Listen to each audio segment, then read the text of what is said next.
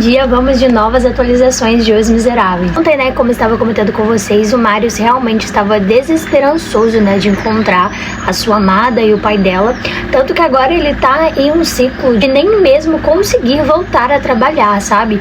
Então ele fica mais vagando pelas ruas, assim, meio sem sentido. Ele realmente, gente, está devastado. A gente também, né, tem aqui um breve capítulo falando sobre Javert, né, que ele ficou realmente com uma pulga atrás da orelha sobre o prisioneiro, né, que acabou fugindo. Ele falou que um prisioneiro que foge é mais perigoso do que o assassino que foi preso. Então ele tá realmente assim encabulado. Quem é esse homem, para onde ele foi? Os outros, né, bandidos realmente foram presos, porém as duas meninas, elas não ficaram muito tempo presas porque não tinha provas, né, contra elas, porque elas estavam de vigia, mas até então não tinha provas. Então elas ficaram presas assim por cerca de 15 dias e depois foram liberadas. E nessas idas e vindas, né, desses passeios do Marius, ele acabou encontrando uma espécie de parque, sabe? Que tinha o nome de Cotovia, que era o apelido, né, que ele ouviu Thénardier falando da amada dele.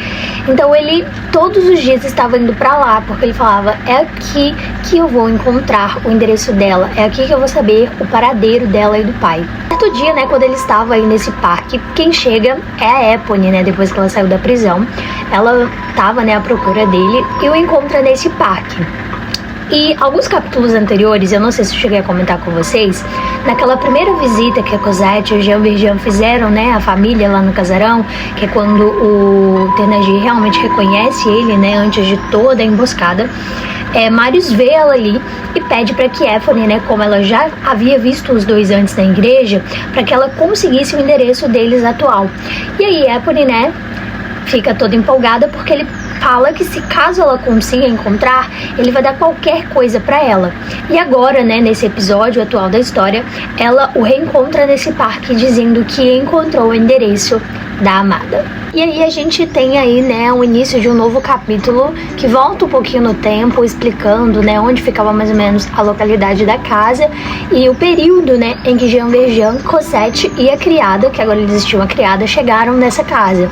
Tanto que a última frase que eu li aqui no sprint foi: por que Jean Valjean deixar o convento? O que acontecera? Então era até um questionamento que eu estava fazendo com vocês, né, nos outros diários de leitura, de que eu realmente queria saber o que tinha acontecido, e aí a gente descobre no próximo sprint.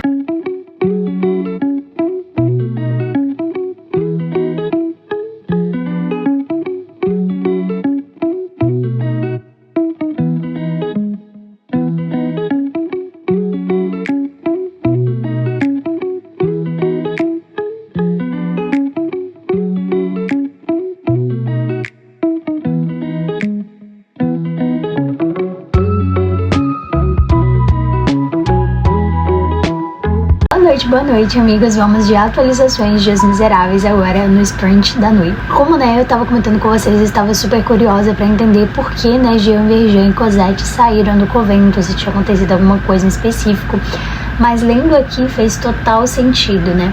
O Jean Valjean, ele até estava feliz, né? Porque era um lugar super seguro para eles morarem. Mas será que era justo para Cosette ter que abrir mão de uma vida, viver aprisionada ali? Porque querendo ou não, né? Se ela crescesse ali, morasse ali, ela ia perder todas as aventuras, conhecimentos, erros e acertos que uma vida tem, né? Então ele ficava preocupado com isso. Mas como? Como ele sairia do convento? Com aí surge uma oportunidade, né? O Fauvent, né, acaba falecendo. Já tinham se passado 5 anos, né, que eles estavam morando ali no convento. Então Jean Valjean se utiliza, né, disso para dizer que como o irmão morreu, ele tinha recebido uma herança e que ele conseguiria, né, cuidar tanto dele quanto de Cosette e que eles poderiam ir embora, né? Mas eles agradecem, né, ao convento. Ele até faz uma doação para eles por todo o tempo, né, estadia, educação que elas deram, né, para Cosette. Cosette agora já tinha ali por volta dos seus 14 anos, né, quando eles saíram de lá. Então, em forma de retribuição por tudo que elas fizeram, ele fez essa doação pro convento e eles partiram. E, né, para ele não ter só uma moradia, né, meio que não cometeu o mesmo erro de antes dele ir pro convento, ele acaba comprando 2 apartamentos e uma casa. e ele mobília, né, toda essa casa para que Cosette possa viver em conforto, né, dar para ela tudo aquilo que ela não teve. E aí o tempo vai se passando, né, e Cosette vai crescendo dentro ali daquela casa. E ela sempre teve aquele pensamento de que ela era feia, né? Todo mundo meio que dizia isso. E aí ela cresceu com esse pensamento. Até que um dia ela estava andando na rua e escutou, né, um moço falando: nossa, ela é muito bonita, mas se veste mal. E aí ela começou a se questionar: será que eu realmente estou ficando bonita? E eu achei assim, até fofinho, sabe? Quando ela realmente se olha no espelho e fala: meu Deus, eu sou bonita. E com a descoberta, né, dessa beleza veio as transformações. Então ela passou a se cuidar mais, a se vestir melhor. Só que o que para Cosette era uma grande felicidade, para Jean Valjean meio que se tornou um pesadelo, porque essa transição, né, de criança para uma moça, ele começou a ficar com medo de que Cosette se afastasse muito dele, sabe? Porque ele sempre foi muito sozinho e ele tinha em Cosette todo aquele amparo, todo aquele amor, aquele cuidado. Então ele tinha medo que com esse crescimento dela, ela fosse se afastando e ele fosse perder, sabe, todo esse amor que ela tinha por ele. Até acontece, sabe, algumas coisas assim, que ele começa a perceber que ela passa menos tempo com ele, mais tempo se arrumando. Ele começa a ficar preocupado, sabe? A gente tá vendo aí, né, essa preocupação de Valjean. Tipo, não é que ele não queira que ela seja feliz, sabe? Mas é realmente esse medo de ficar sozinho. Eu achei muito legal também que a gente teve aqui um ponto de vista, né, da Cosette, naquele encontro, né, que ela teve com o Marius, que quando os dois se viram, né, trocaram olhares assim, Marius meio que se apaixonou por ela, né, naquele momento, mas a gente descobre aqui que Cosette já era apaixonada por ele desde a época em que ela era feia, sabe? Quando o Marius passava, falava que ela era, tipo assim, né? Achava ela feia, mas do nada ela ficou linda. Então, desde aquela época que ela era feia, ela já nutria sentimentos por ele. Tipo assim, achava ele um rapaz bonito, gostava da voz dele quando ouvia ele conversando com outros rapazes. Então já era algo mais antigo, sabe? E nesse momento da narrativa a gente tá tendo aí esse ponto de vista da Cosette, né? Desse encontro dos dois.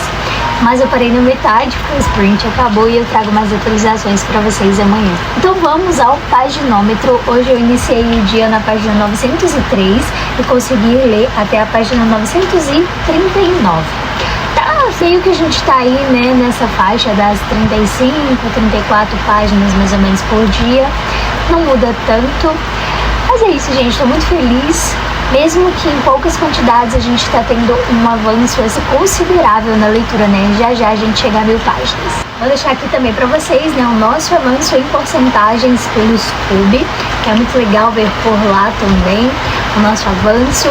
Já já a gente chega em 60% do livro. Eu não sei se hoje vai dar, mas tá quase. Então foi isso, pessoal. Muito obrigada pela companhia de vocês.